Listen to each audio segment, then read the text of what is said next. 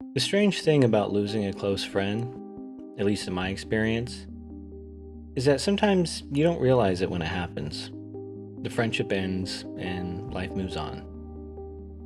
And then years later, something happens, like a breakup or a bad day. Just some moment where you need someone who knows the whole arc of your life, and that's when it hits you. That person who would understand that moment best isn't there anymore. That's how I realized I lost my best friend. The text message that ended the friendship wasn't all that dramatic. It just said, "And if you're my friend, you won't reply with some long response. You'll just say, okay."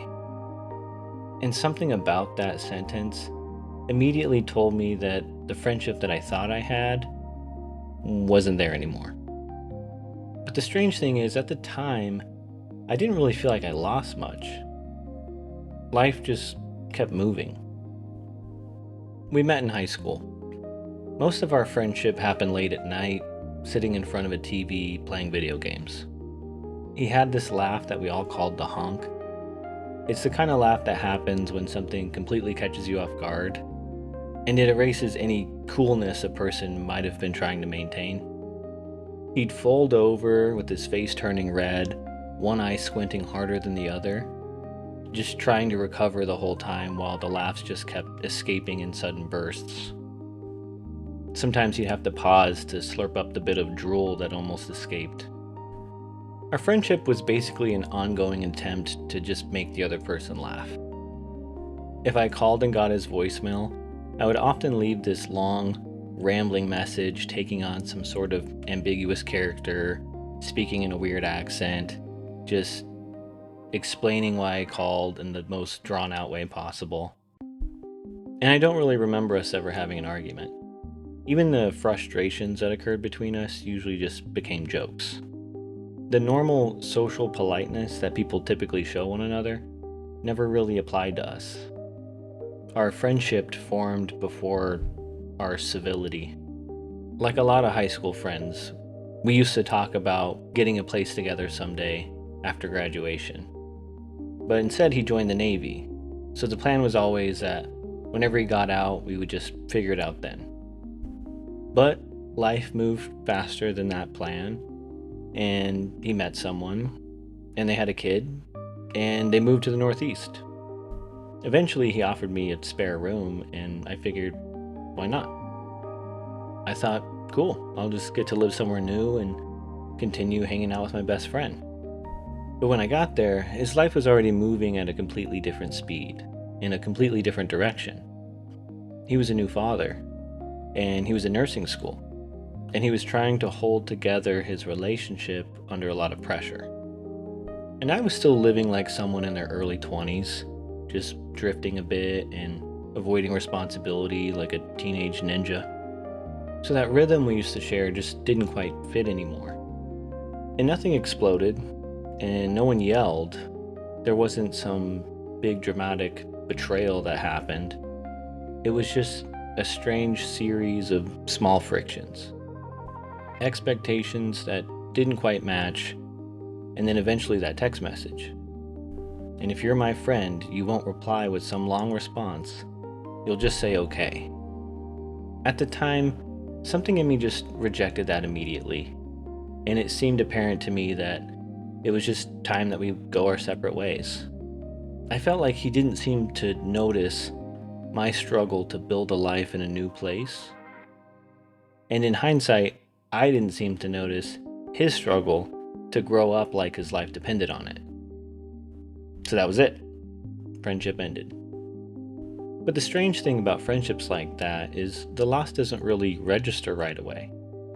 Because life has a way of just filling empty spaces. And around that time, I was in a relationship. So without really noticing it, I just redirected all the emotional energy that I was putting into that friendship into my relationship, which worked for a while. Until years later when the relationship ended too. And I remember walking through the park one day after the breakup and just kind of feeling like my life suddenly became really quiet.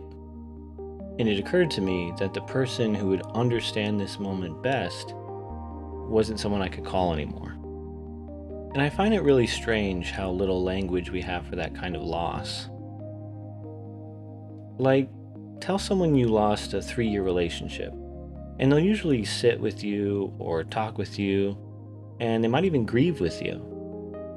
But tell them you lost a 10-year friendship, and the response is usually something like, yeah, that happens. The writer Tim Kreider once described losing a friend like losing an Alexandrian library of shared experience. And that description always stuck with me. Because it's strange to carry around this huge archive of stories in my head, knowing that the only other person out there who remembers them is essentially a stranger to me now. But long friendships don't just hold memories, they hold context. They hold the awkward phases of your life. And everyone in our lives bring out certain parts of our personality to the surface more than others. And that friend really brought out my most humorous self. So when the friendship ended, it took me a while to realize that it was like my humor knob got turned down a couple notches. And honestly, it's basically stayed there ever since. Years later, I actually reached out and spoke to him again, and we tried to awkwardly bury the hatchet. And there was no hostility, but the conversation had this strange feeling in the background, like both of us knew that we didn't really know each other anymore. That shared shamelessness belonged to a specific time in our lives, and that time had moved on. Now, he has 5 kids. I think he has 5 kids. Our adult lives just don't really leave the kind of space for the friendship that we once had. And a lot of friendships end like this. Not with a fight, just quietly. When you're young, it's easy to assume that certain people are just always going to be there. And even after the friendship falls apart, that assumption can just linger quietly in the background for a while, like a sentence without a final punctuation. And it just took a few years before I realized that the conversation had ended.